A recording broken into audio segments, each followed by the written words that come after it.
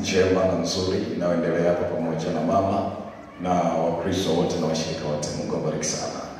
Kazi ya hapa sio ndogo hata kidogo, ni kubwa na ni kubwa sana, ambayo Mungu ameikubali.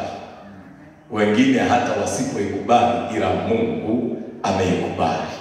Bwana Yesu asifiwe. Kama alivyosema Apostle David, ninaitwa Johnny Asajile Mwakatenya. Asero na mbele ni ndefu sana, yaani ni jina refu kweli. La Johnny ni rahisi, Johnny Asajile Mwakatenya. Sasa mwaka, sasa ni rahisi, sasa ile Mwakatenya kuikariri ni rahisi, unatenganisha mwaka. Badala ya kusema mwaka 2025 unasema tu mwaka, alafu unasema tenya.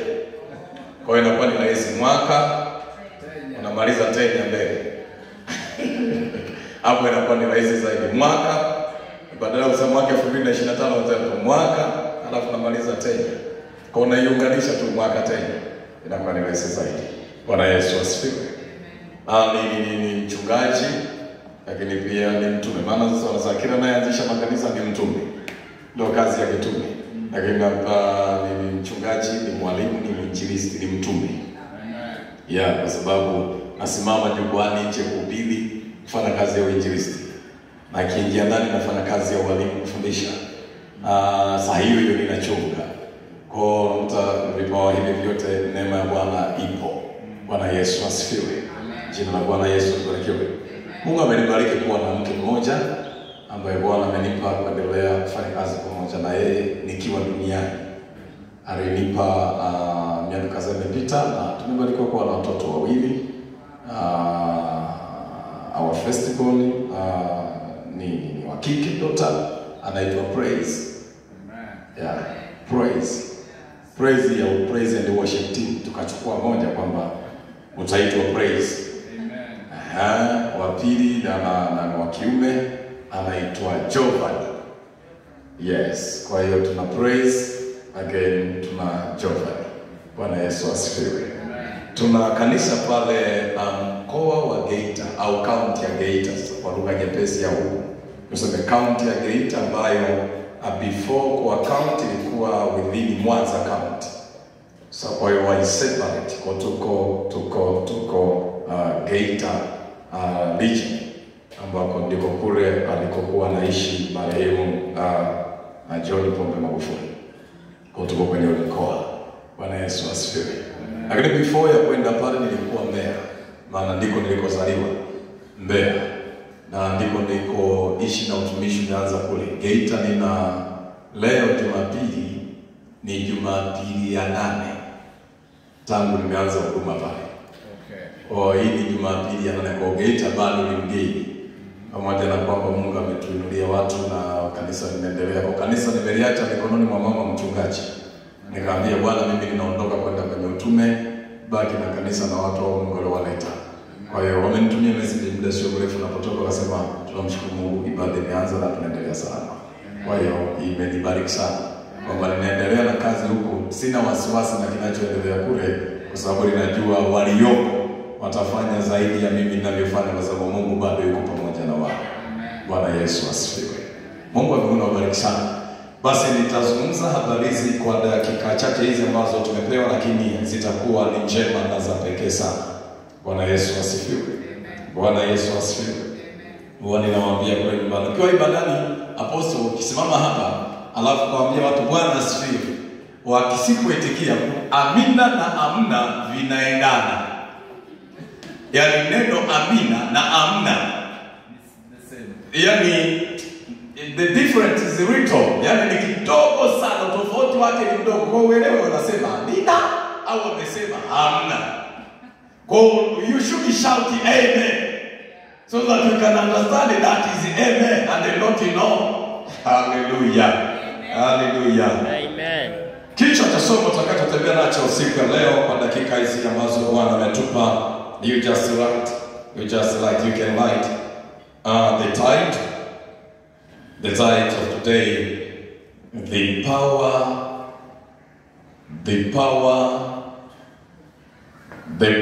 of idea. The power of idea. The power of idea. The power of idea. Basi pray. Baba Mungu, asante kwa uaminifu wako. Umeniamini tena siku leo. Ninapotukuza na kukuinua. Niko tayari kuhudumia kanisa lako la mahali hapa. Bwana, katika jina la Yesu, nami nina haja ya kusikia kutoka kwako. Naomba nisikizishe nami niwasikizishe watu wako tena na kanisa lako la mahali hapa. Katika jina la Yesu aliye hai. Amen. Amen. The power of idea. Na ninamshukuru Mungu sana hata kabla tuendelea kwa hiki ambacho apostol amekifanya. Tumefungua mlango mkubwa. So expect soon to come in my church. Amen. Yeah, expect soon to come. If not this year, next year. Amen. But I will make sure you come in my church again. And to visit my family. Amen. We are friendly now. Amen. Amen. The power of idea. Why we need to talk about the power of idea? What is within the idea? Ni kitu gani ambacho kiko kwenye hii power of idea ama nguvu ya wazo?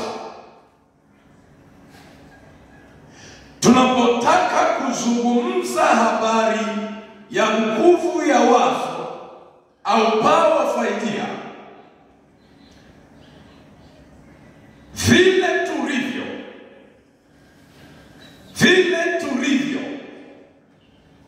leo, the way we are today is a result of ideas.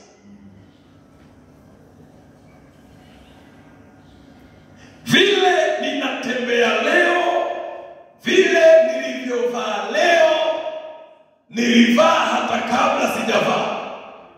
Hallelujah.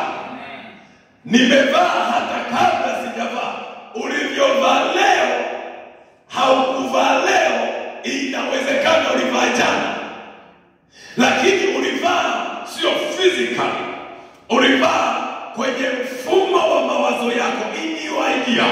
When you was trying to plan how I will go tomorrow to the church, how I will wear at the church tomorrow, the ideas you get yesterday or the day before yesterday is a result in the way we saw you, we see you today. Ni matokeo vile tunavyokuona leo, umevaa leo, unaenda leo, ni sio leo. Hallelujah. Sio leo, ni matokeo ya wazo moja ambalo liliingia hata kabla ya leo. Ndio maana ukishajua, nikishatambua ya kwamba everything, kila kitu kilichopo leo hakikuwepo. Kilichoanza sio kile tunachokiona leo. Kilichoanza ni idea. Hallelujah. Kilichoanza ni idea. Now there is no any kind of success without having the idea. There is no any kind of prosper without having the idea.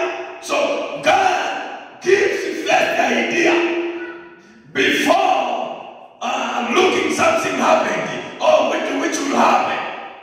First of all, kinachoanza ni zile idea. That's why I'm trying to talk about the power of idea.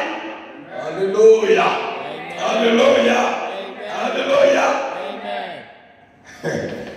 Jina la Bwana Yesu libarikiwe. Amen. Jina la Bwana Yesu libarikiwe. Amen. So, Mungu akitaka kubadilisha leo, Mungu akitaka kunibadilisha leo, hawezi akanibadilisha ni mpaka amebadilisha my thought. Yes. You cannot be changed today without your thought to change. That's why. Hallelujah.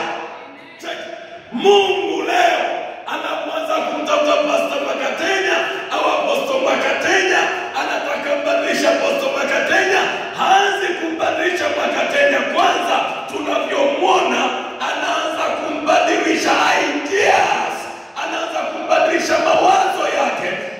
Kwa sababu everything starts in your ideas. Everything. Kwa sababu hata jengo tulilopo sahihi kwenye ibada sahihi halikuwepo. Haleluya. Hii keyboard Yamaha, amen, kabla ya kuiona inavyoonekana, ilikuwepo ndani ya mtu. Ongea na mtu mmoja hapo. Kabla hii keyboard Yamaha kutokea, kudhihirishwa, kabla ya kudhihirishwa ilikuwa ndani ya mtu mmoja, au ndani ya mtu mmoja ilikuwa kwenye form of idea aliyokuwa nayo. Anajiuliza, how I can make the keyboard. Wengine hawajui, they don't have that kind of idea, but it is within a single person, and that single person received that idea from heaven. My Lord, my God, my Lord, my God. So I received that idea, that sword from heaven, and I started thinking how I can make a keyboard so that it can simplify, making different sounding music sound. Hallelujah. Hallelujah. So kama alitengeneza, Mungu akampa idea, akampa wazo kwamba utengeneze keyboard. Wakati saa hiyo Master Johnny hajui chochote, hajui namna kutengeneza, ila a single person. That's why Mungu alipokuwa anamwita mtu, haiti a group of people. God does not call the group of people. God find a single person. Oh my Lord, my God. Whatever others are talking about is that a single person. But God has believed him and trusted him. That's why he's sending her. Kwa hiyo unapotembea kwenye mtembeo wa kimungu, hata wengine waongea wanavyoongea, you just focus your vision. Hallelujah. Hallelujah. Sikia mtu. Nampenda Mungu kwa sababu aliponiamini mimi, hata wengine wasiponiamini, ila nachojua Mungu ameniamini. Na saa nyingine iko hivi, usitake wote wakuunge mkono saa ile unaanza. You are starting a certain project. People will reject it. They are going to reject what you are doing. Even when you say, let us do this, they are going to reject it. But don't you focus for those people who are rejecting you, but still focus, keep focusing on your vision. Because those people are not giving you that vision, but it's God who gives you that vision. And then the God is the one who knows how he is going to provide for that kind of vision that is provided to you. Hallelujah. Jina la Bwana Yesu libarikiwe. Jina la Bwana Yesu libarikiwe. Ngoja nikuchekeshe kidogo. It was September this year when I was shifting from Mbeya region to Geita, thinking I'm going to start a church. Even before I reached Geita, there was no such kind of my church there. There is other churches there, but in my church, there is not any kind of church there. But when I was at Mbeya, in my heart there is a church. Oh, I'm talking somebody. In my heart there was a church, and the whole plan I have in my heart, in case of idea. Yes. So someone can ask, what kind of church are you going to build there? What kind of church are you going to start there? I can take a single paper and start writing because I have that church in my heart.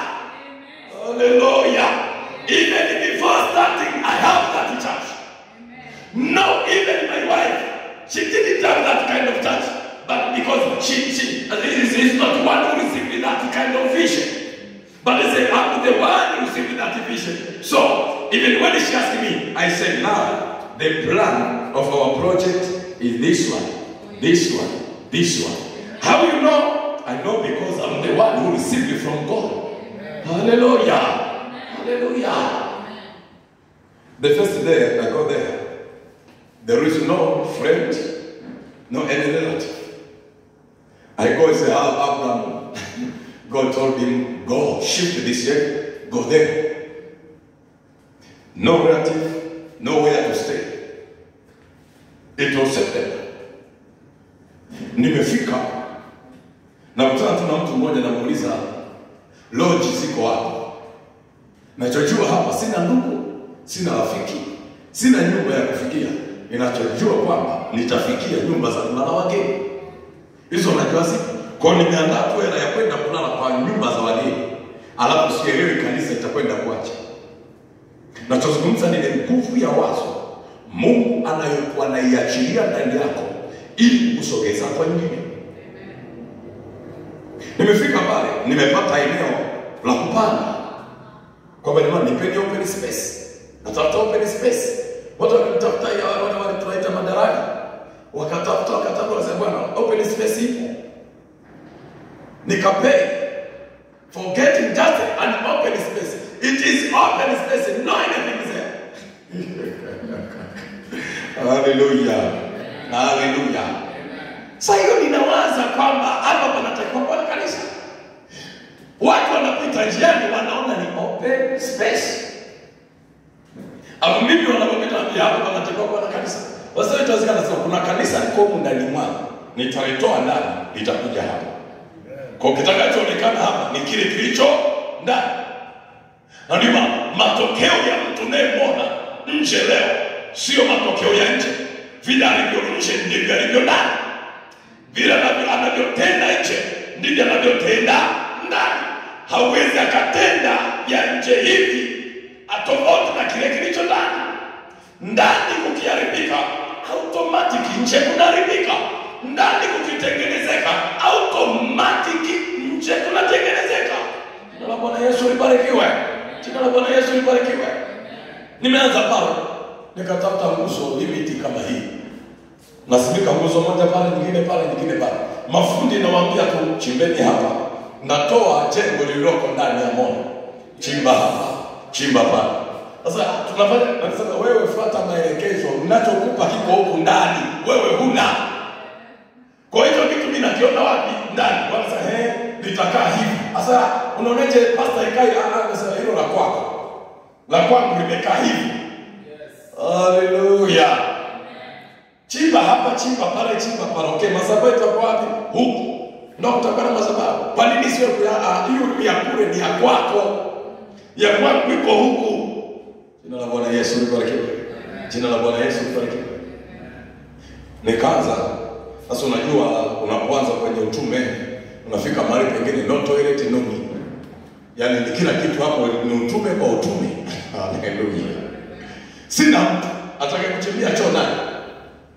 Na wanataka kukusanya kundi la watu, wataenda kujistiri wapi? Watakwenda wapi toilet?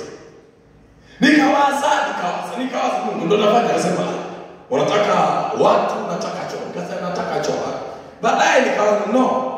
Vichimbia vipo kwenye maduka wanauza vipi ya kuchimbia vipo. I have power in my body. Yes. Let me buy. Oh, ninaongea na mtu mmoja hapo. Hallelujah. Hallelujah. Nikanunua vya kuchimbia choo. Nikaanza nianze kusubiri watu waje. Akasema no. Change my clothes, suit weka kwenye begi, nguo zingine weka kwenye begi, vaa nguo za kazi. Yes. Kwa sababu kwenye issue ya utume bado tusubiri watu waje usaidie, sio leo. Lazima wajikute tu mwenyewe umeshaanza. Nimeanza mwenyewe kuchimba na pima shimo litakuwa hivi, tutashuka futi kadhaa chini. Na chimba jua linawaka kwa sababu kanda ule tuko karibu na ziwa Victoria.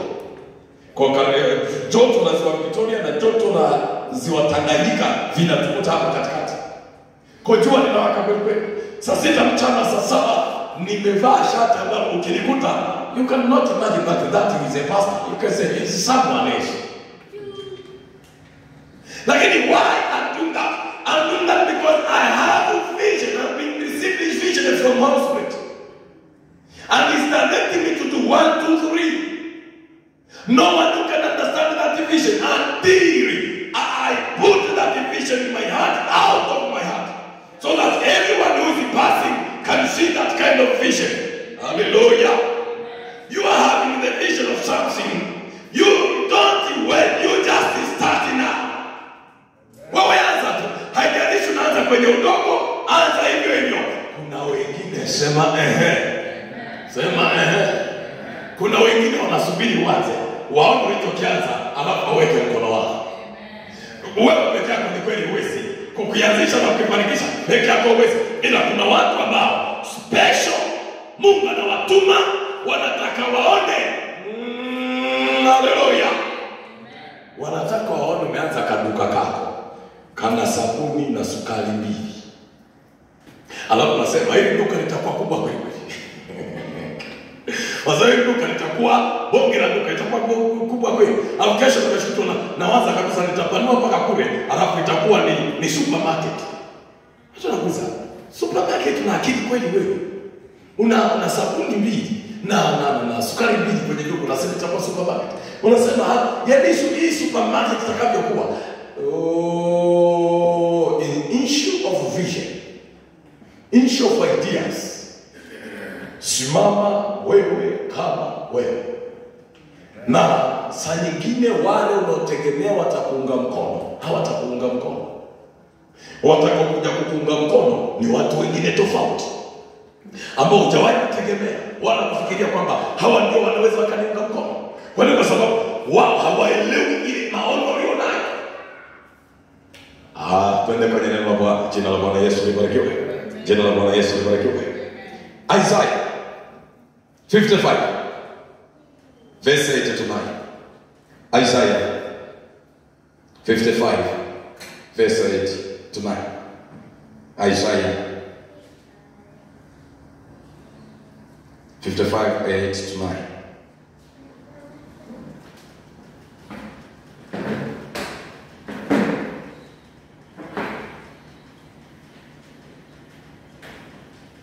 Moja soma ya Kiingereza na soma ya Kiswahili.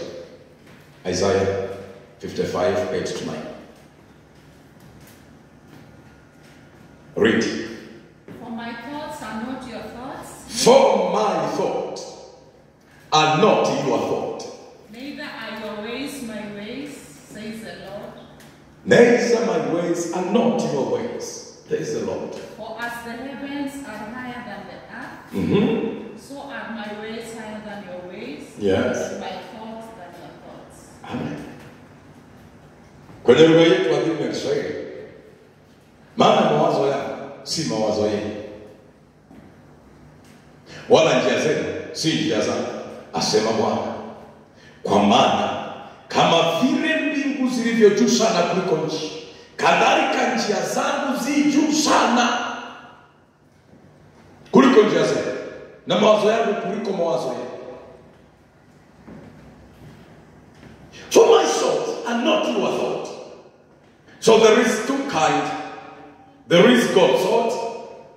There is a human thought.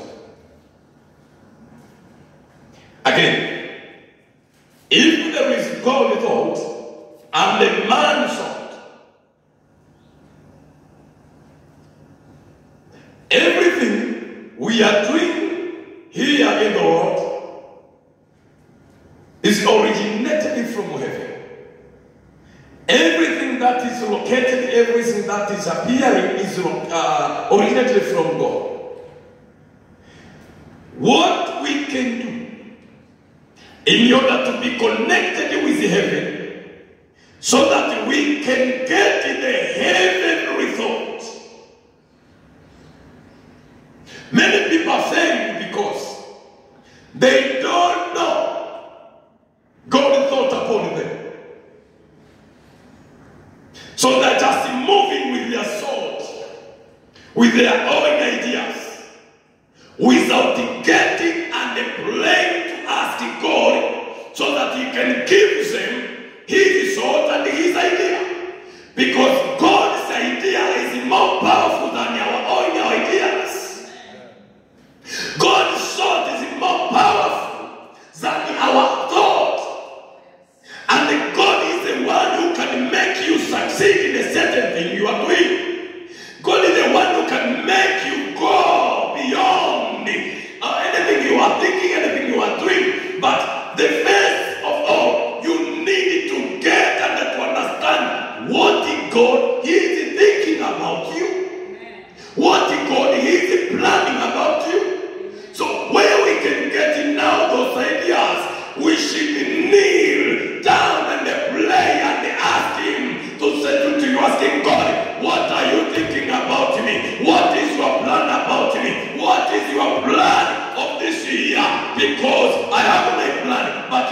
plan is more better than my plan. Hallelujah. Hallelujah. Watu wengi tunakwama kwa sababu mawazo ya Mungu yako juu sana. Alafu ya kwetu, kwa lugha nyepesi maana yake ya kwetu yako chini sana. Ya Mungu yako juu sana. Alafu ya kwetu yako chini sana. Sasa angalia, tunatamani, kuna saa nyingine nilikuwa naomba Mungu nisaidie kwenye utumishi tulio nao. Mungu akaniambia, tatizo lako unataka nitekeleze ya kwako, hutaki kutekeleza ya kwako. Sasa mara nyingi tunakwama hapa, tunataka ya kwetu yawe mbele, alafu ndo tugeuke kusema Mungu unasemaje? Hiyo ngoma inakataa. Sasa yeye tunataka kwamba nina mpango huu mwaka wewe familia fulani yenyewe na maendeleo na mimi nataka kuwa na maendeleo vile vile. Kwa hiyo mipango yetu inakuwa mbele ya Mungu, inakuwa nyuma. Alafu tukifika mbele tunataka ndo tuangalie nyuma kwamba Mungu nasemaje. Ni kanuni na kusema. Na haiwezi kawa hivyo. Mungu anataka haleluya. Haleluya.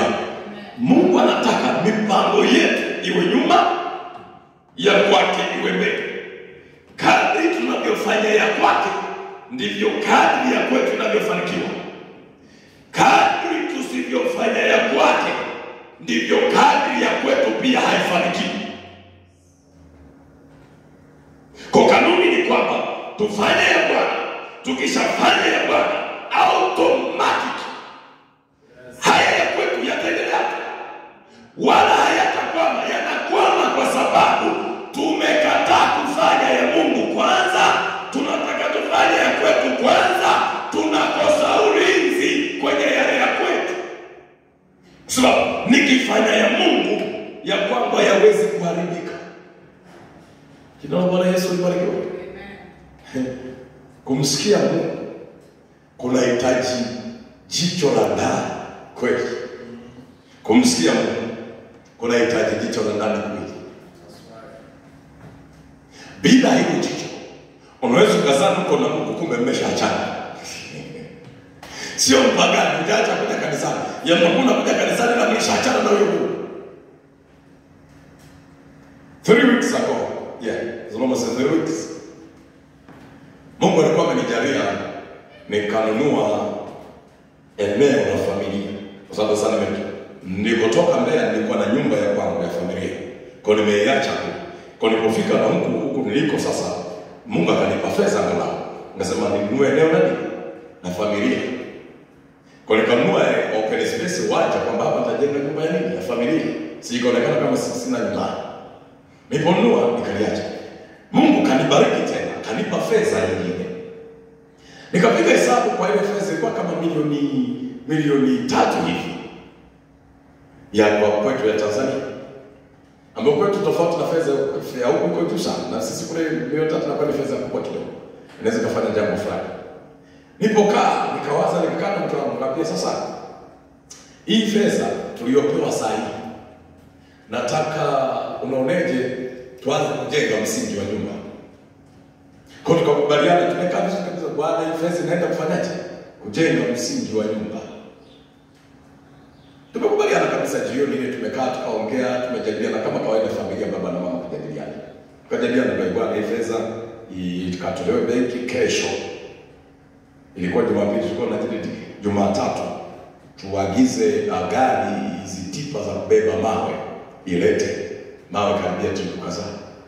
Kapiga na budget hii itabeba mawe, fundi hela yake ni hiyo ile, kwa jengo litafikia hapo fulani kwa ile gharama. Tumemaliza.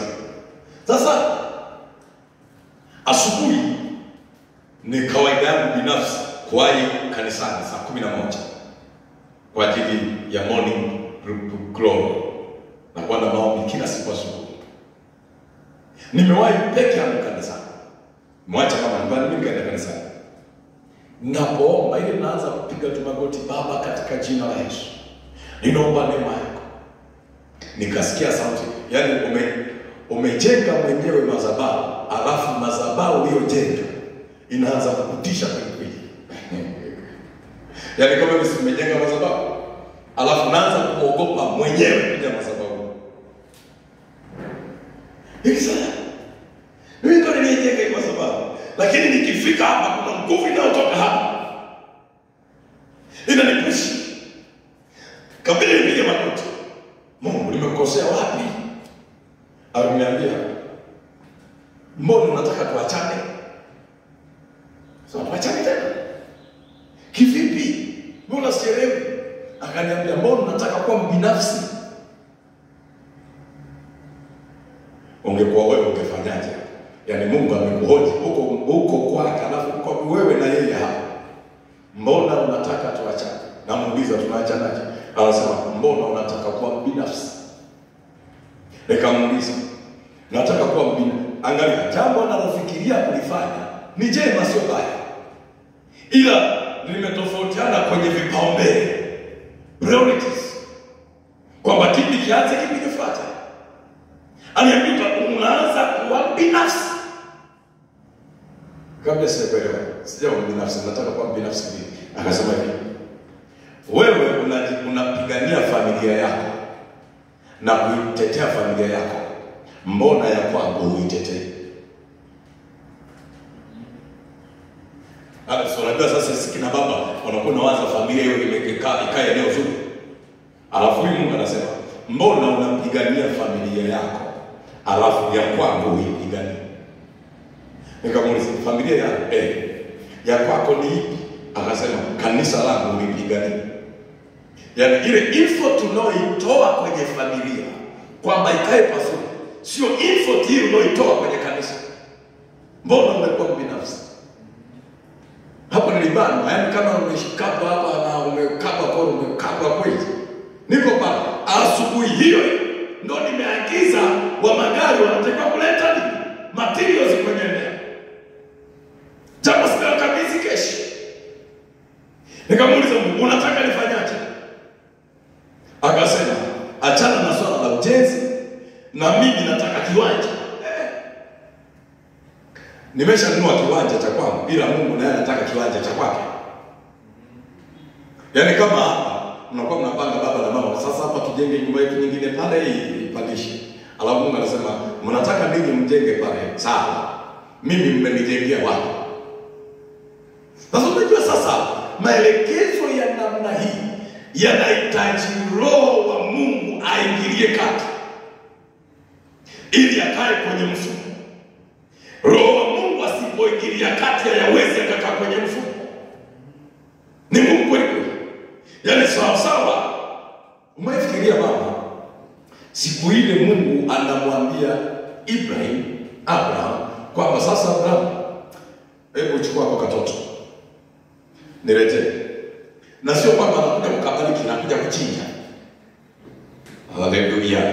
Haleluya. Nazungumza habari ya wazo la Mungu. Wewe fikiria ndo mama ulienda leba, umeteseka na uchungu, alafu wewe hujaambiwa, aliambiwa ni baba. Mtihani ule ulikuwa ni mzito. Unamwambiaje mama kwamba Mungu anakataka hapa? Ngumu sana. Ataelewa kwanza, utasema wewe ushachanganyikiwa. Nishakwambia hiyo imani na kuchanganya. Au masuala ya Mungu achana nayo, umeshaanza kwa kichaa. Tumekuwa wazee ndio tumepata, unataka tena uwe. Wewe baba muache. Mama singekubali. Baba anafanya maamuzi binafsi, individual decision, ambayo inakuja kuleta impact kwenye taifa, inaleta impact kwenye ulimwengu. Ndio maana masuala ya kumtumikia Mungu ni masuala binafsi. Sema amen. Swala la kumtumikia Mungu sio swala la kundi. Ni swala la mtu mmoja. Ni swala la mtu mmoja anayekuwa ameamua kwamba mimi binafsi niko tayari kumtumikia Mungu, niko tayari kutoa mali zangu, niko tayari hata kama wengine hawako tayari, ila mimi niko tayari kumtumikia Mungu kwa gharama yoyote. Swala la kumtumikia Mungu ni swala la mtu binafsi. Na tunakuambia kila siku pale kanisani, naambia wanangu, swala la kwenda mbinguni sio la ndoa. kundi la mtu. Sema amen. Kwa nini? Kwa sababu hata mke wangu mama mchungaji, yeye ana njia yake. Nimeitwa mimi na yeye ameitwa kivyake, lakini swala la kumtumikia Mungu ni la individual. Kuna namna Mungu atakavyokusemesha hata msemesha mzee. Kuna namna Mungu atamsemesha mzee hata msemesha wewe. Kwa kuna vitu atavifanya baba saa nyingine hajakwambia. Haleluya. Ili vitu vya kumtumikia Mungu ni vya mtu binafsi. Na ndio maana mbinguni hatuendi kama ndoa. Mbinguni anaenda kama mtu mmoja. Jina la Bwana Yesu libarikiwe. Jina la Bwana Yesu libarikiwe. Saa nyingine naangalia, nimetoka madhabahuni, Mungu amekataa. Sasa usiende kujenga. Na mimi nataka kiwanja. Na niko njiani natoka kanisani kwenda nyumbani. Naenda kumwambiaje mama? Kukaze ile plan ya familia. Eti mzee wangu, unaendaje kumwambia mama alafu nikubariki? Wanamwambia kwa sababu asubuhi mpaka naamka ile kwenda prayer, anajua atakitoka kutoka kanisani atakwenda kwenye site. Unaendeje kumwambia the mission is cancelled?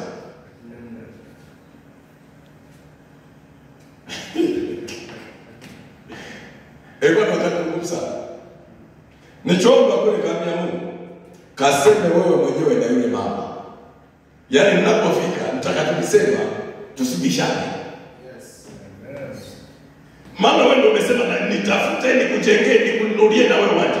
Nitakachosema na yule mama tusibishane. Kwa hiyo nikafika nikuta baada ya kumzika. Kasema kumeshakucha. Atakuuliza Mungu wako na baada anasemaga na wewe peke yako. Hasemi na mimi. Unataka ndo sasa kutakata kaanza kuuliza. Nikamwambia, mama praise. Sasa nikamwambia sasa bwana, nimetoka kwa Mungu. So unajua nilienda kwa Mungu. Akasema, "Msiweje Mungu." Nikasema nikataa kujenga nyumba. Nikasema mission cancel. Alipokuwa amelala tunatazamana hivi, akageuka upande wake akanipa mgongo kwanza. Baadaye kabisa mimi ngozi rudi. Mission cancel. Nikamwambia Mungu amenikamata, ananiuliza, mbona nimekuwa mbinafsi? Nataka kujenga kwetu, kwake sijajenga. Kwa ameniambia saizi nitafute uwanja wa kwake. Alikaa kama dakika 10. Ananitazama. Hata mimi huko ndani nasema, Mungu semaga na wewe mwenyewe huyu. Maana hapa mimi hapa hatutaelewana. Kwamba pesa yote ndio inaondoka. Angetamani basa umpe kiasi fulani akafanye manunuzi yake hivyo, lakini ile pesa inaondoka yote haibaki hata shikilia.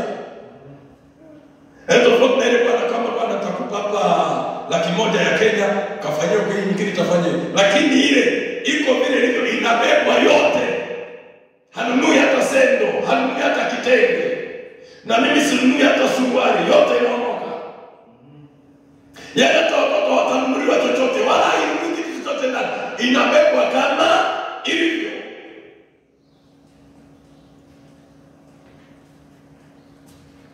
Alipogeuka kanitazama akasema basi kama ni Mungu aliyesema. Maana yeye ndiye aliyekutuma huko, mimi sikukutuma. Basi kanunue. Nikasema asante Yesu. Tumeshaelewana. Umeshasema naye mapema. Kwa tumeondoa kwa mfuko. Kwa hiyo nikabeba ile hela. Katafuta tuna wale watu wanaokuwa na watu special kutafuta viwanja, wanakuwa na vijua viwanja tunaita madarani kwetu. Kwa hiyo nikawapigia simu, jamani nitafuta uwanja. Akamwambia baada ya masaa mawili. Ngoja nikutafutie. Tutaweza kucheki. Ukaandalia maeneo moja, nikacheki la kwanza, nikacheki la pili nikapata kibali. Nikamwambia nilipie hiki. Kwa hiyo nikalipia siku hiyo, tukaandikishana document zote, narudi jioni namletea document, simletee hela. Kwa document za uwanja wa Mungu ni hizi. Niliporudi siku ya pili inayofuata kwenye maombi ya asubuhi, Mungu akasema, sasa umenielewa. Kumwelewa Mungu kwenye eneo la kumtumikia wana wa Mungu kunahitaji wewe binafsi umwelewe Mungu vizuri. Ndio maana baba anapokuwepo hapa, atakapokuwa anaendelea na kuwafundisha, tafuta kumwelewa Mungu wewe. Kuna vitu saa nyingine mchungaji atasema kanisa tufanye, hata kama kanisa limepanga ni mchango wa 20,000 ya Kenya, lakini Mungu atasema na wewe binafsi kwamba ule ni kweli ni mchango 20,000, lakini kwa namna nilivyokubariki wewe sio 20,000, wewe ni 100,000. Utatoa 20,000 na utaenda beyond. Kuna blessings hazitafanana, baraka zitatofautiana. Kadri atoavyo ndivyo kadri anavyobarikiwa, kadri asivyotoa ndivyo kadri asivyobarikiwa. Na ni muhimu sana kwamba unatamani kwenda viwango vingine. Jina la Bwana Yesu libarikiwe. Jina la Bwana Yesu libarikiwe. Wanaambia watu, wanafundisha kwa mimi, okay, you need to start a business. Before starting a business, start with God. Kabla hujaanza kutafuta kwamba nianzishe duka langu, niweke duka langu, nianze biashara fulani, usianze biashara, anza na Mungu. Sababu usipoanza na Mungu kwenye ile biashara, urithi wa hiyo biashara utapata. Atakayelinda hiyo biashara ni nani? Na wengi wanaanza different project, zinakufa njiani. Kwa nini zinakufa? Walianza wao. Kumbuka kurudi kwenye mawazo ya Mungu ambayo yako juu sana. Yale ndio yatakayokupa new idea, yatakupa wazo jipya kwamba ongeza hapa, nenda na pale, ongeza na kile, nenda na pale, ongeza na hiki, nenda na pale. Anza na Bwana kwanza. Unapoanza na Bwana, unatembea na Bwana, utaenda na Bwana, utamaliza na Bwana, na utabarikiwa pamoja na huyo Bwana. Nje yako haiwezekani. Wewe unatoza, baba njoo niombee, naanza biashara. Namuuliza, unaanza biashara, Mungu umeanza naye? Kwanza biashara is not a problem. It's a good thing. But how you started with God? There is a part of God that kwa sababu wale wanaotegemea falme nyingine kwenye miungu mingine wako makini sana. Hawaanzi chochote mpaka wametoa kafara. Hawaanzi project mpaka wamekwenda kusemezana na miungu ya kule. Kwa nini wewe Mkristo? Kwa nini mimi Mkristo sisi waokole? Natamani tu kwanza, kwa sababu nimepata hela, nianze hivyo. Hapana, haiendi hivyo. Anza na Bwana kwanza, ndipo tembee na Bwana, uende na Bwana. Bwana akikubariki, unarudi kusema yule Mungu nilianza naye amenibariki. Yule Mungu ninatembea naye amenibariki. Jina la Bwana Yesu libarikiwe. Lazima tutembee katika namna hiyo. Napokwenda kumaliza, kwa nini nguvu ya wazo ni muhimu sana? Kwa sababu Mungu atajitokeza kwa njia ya wazo kwenye maisha yako. Mungu anapotaka kupeleka hatua nyingine, ataleta nini? Wazo. Huwezi ukatoka eneo lako kama hujaleta nini? Wazo. Kwa sababu Mungu mwenyewe ni wazo. Haleluya. Haleluya. Vile tulivyo ni wazo la Mungu. Sema amen. Bwana mfundishe. Nimeenda kiwale sana. Vile nilivyo ni wazo la nani? Ni Mungu alikaa akawaza. Alipowaza akasema ngoja nikatengeneze aka kamtu. Kawe hivi. Sijajua tulitengenezwa mara ngapi. Hilo wenda alitengeneza mara ya kwanza akaona sikio halijakaa vizuri. Ndio ndio labda ilikuwa kasa hii picha itakuwa haionekana vizuri, akabongoa, akaharibu, akarudisha tena kwamba ngoja kichwa sijajua wenda. Sema amen. Wazo la Mungu alipokuwa anatengeneza, wenda alitengeneza mara nyingi mpaka ikaja kwenye final decision akasema yes, this image it is good. Mungu mwenyewe ni wazo. Kwenye John chapter 1 verse 1 to 3. Read John chapter 1 verse 1 to 3. John chapter 1 verse 1 to 3. John chapter 1 Verse 1 to 3. Yes, great. In the beginning, before all time, Yes. was the Word of Christ, and the Word was with God, and the Word Wait. was God. Wait, before? The Christ is in the bracket. Is it? Can you read again? In the beginning, before all time, Yes. was the Word of Christ. There was the word of Christ. And the Word was with God. And the word was God. And the Word was God himself. And the word was God himself. In the beginning, before all things. Before creation. Before the formation of this universe.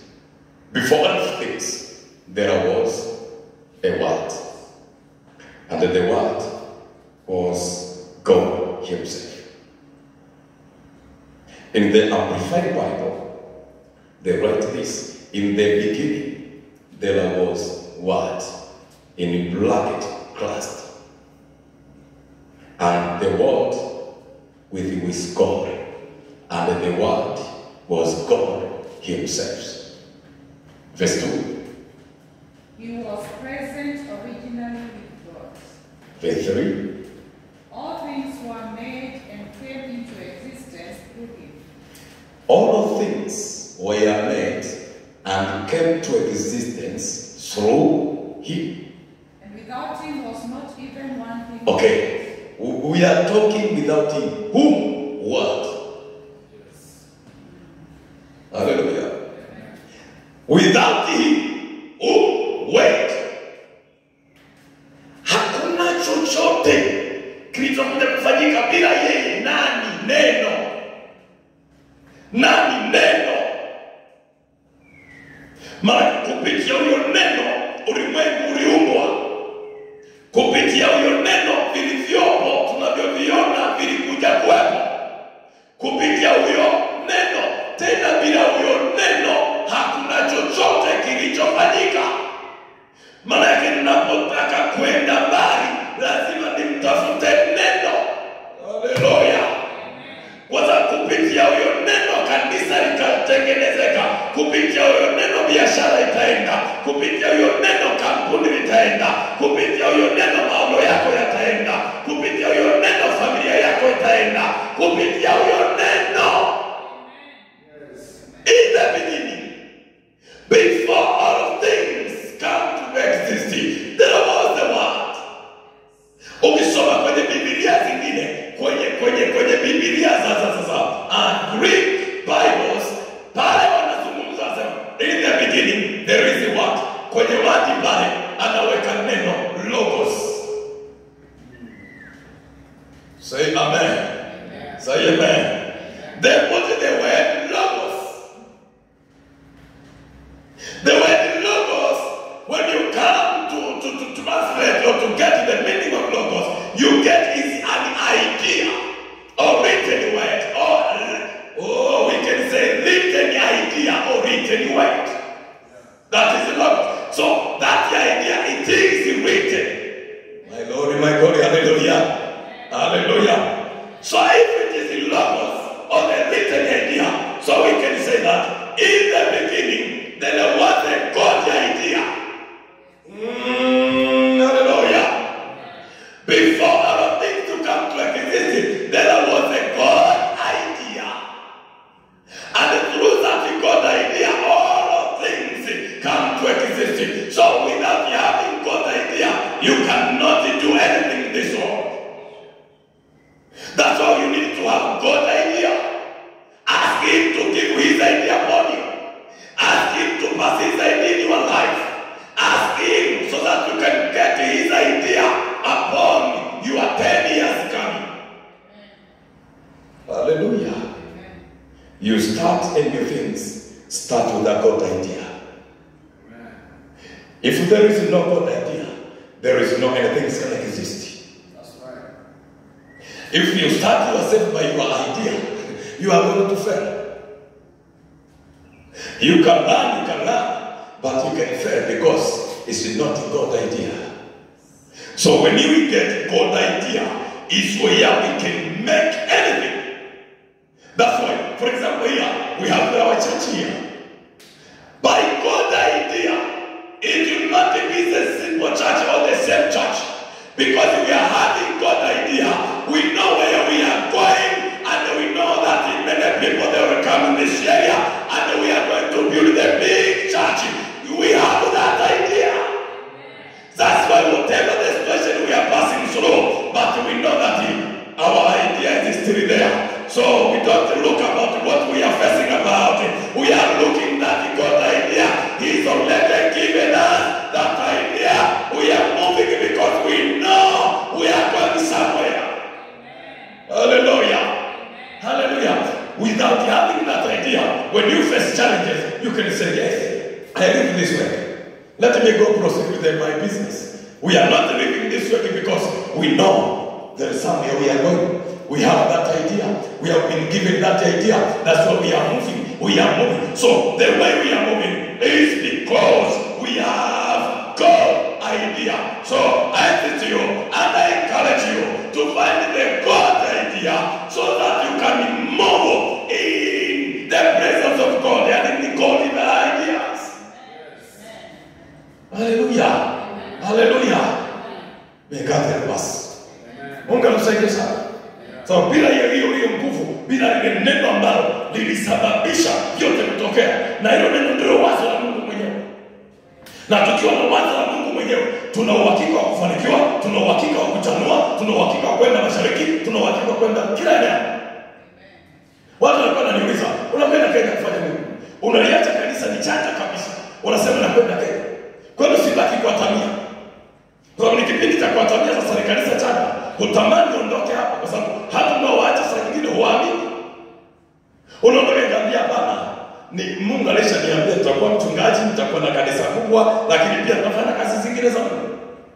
Kwa unaondoka si kwamba Mungu nimeondoka naye. Nikamwambia ni kweli nimeondoka, ila kwenye madhabahu bado Mungu yupo, kwa watakao kuja watahudumiwa. Kwa hiyo kwa kazi yangu ni kutuma maombi. Kwa jina la Yesu atakapofika kwenye ibada watu wakahudumiwa. Watu wakapokea muujiza, watu wakapokea. Ezifa malabi na teke. Idea. Hallelujah. Hallelujah. Stand up.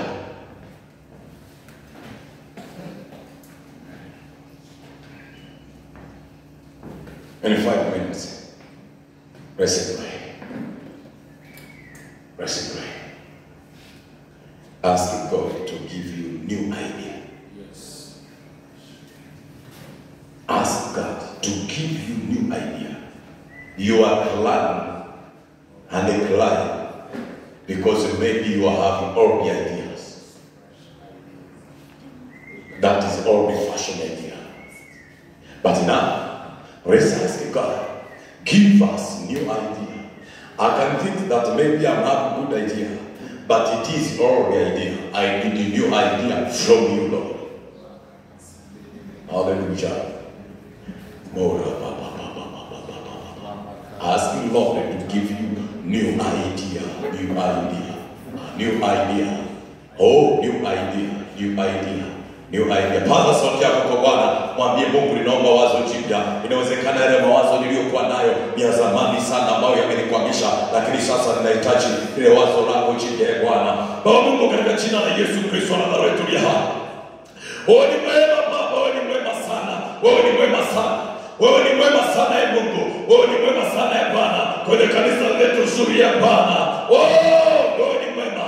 Wewe ni mwema sana. Wewe ni mwema sana. Tena ni mwema sana Bwana. Wewe ni mwema Bwana. Wewe ni mwema. Oh, wewe ni mwema uliyekutanisha. Oh, kwenye malango haya na madhabahu ya Bwana ya Fresh Life Church mahali hapa nchini Kenya. Roho Mtakatifu uliyenipa neema na kibali kusema na kanisa lako na jina ya Baba. Oh, kwa habari ya nguvu ya wazo na ile wazo jipya Mungu unaloliachilia. Baba ninaomba toba kwa ajili ya kila mmoja katika jina la Yesu Kristo wa Nazareti uliye hai. Inawezekana alikuwa na wazo la zamani ambalo limemkwamisha sana, limemkwamisha kwenye safari, na sasa Mungu anatamani asogee hatua nyingine. Ninaomba katika jina la Yesu uliye hai, Bwana achilia wazo jipya ndani yake. Katika jina la Yesu achilia wazo jipya tena, achilia wazo jipya tena, achilia wazo jipya tena, achilia wazo jipya tena, achilia wazo Baba, akuone wewe tena kwa viwango vingine, akuone wewe tena kwa viwango vingine katika jina la Yesu. Yale mawazo ya zamani ambayo sio ya kwako, katika jina la Yesu ninayaondoa ndani yake, ninayaondoa ndani yake, ninaondoa ndani yake katika jina la Yesu.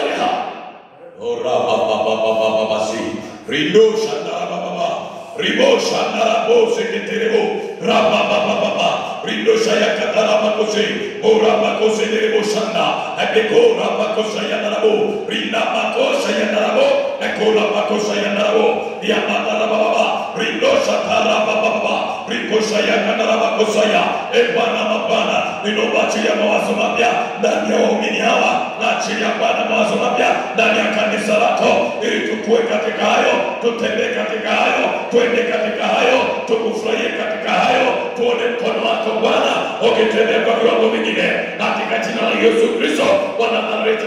Bwana, ninaomba neema yako, ninaomba nguvu zako, ninaomba uwezo wako katika jina la Yesu.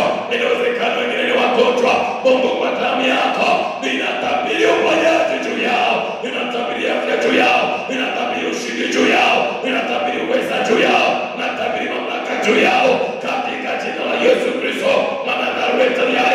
Bwana, tuanze miguu yao, jende pamoja nawe, wanapokanyaga wakanyage na wewe, wanapoguswa waguse na wewe katika jina la Yesu. Mungu, asante kwa ajili ya neema uliyoiachilia tena. Wabariki wote wa Baba wanapoingia na kutoka kwenye madhabahu, wabariki kwa viwango vikubwa tena. Mungu, wape mawazo ya pekee Bwana, ya kuwanufaisha na kunufaisha kanisa. Bwana Yesu, asante kwa ajili ya apostol. Mungu, nakushukuru ya Bwana hata ameachilia neema hii kwenye madhabahu ya Bwana na mama. Mungu, nasema asante, ninasema asante Baba, ninakutukuza Jehova kwa ajili yao, walinde na kuwatunza, mafuta yako yasikome. Ongeza kanisa tena, ongeza kanisa tena, ongeza kanisa lako, ongeza kanisa lako, ongeza kanisa lako, ongeza Bwana, ongeza, ongeza Bwana, ongeza, ongeza Bwana, ongeza katika jina la Yesu Kristo wa Nazareti. Bwana, mkono wako wenye nguvu, wenye uwezo na mamlaka umiliki na kutawala katika jina la Yesu Kristo wa Nazareti. Bwana, pokea sifa, Bwana pokea heshima na utukufu vya kwako, katika jina la Yesu nimeomba. Amen. Amen. Ongeza makofi na vigelegele kwa Bwana Yesu. Mungu wa mbinguni, nabariki sana. Asante kwa kunipa nafasi na mama kunipa nafasi. Mungu wa mbinguni, nabariki sana. Tunaona tena wakati mwingine, lakini karibuni Tanzania. Karibuni sana nyumbani, karibuni sana kanisani kwangu pia. Unapopata nafasi, join Tanzania, ni nyumbani. Kama unatafuta ndugu huna, basi ujue kuna ndugu yetu pale Tanzania.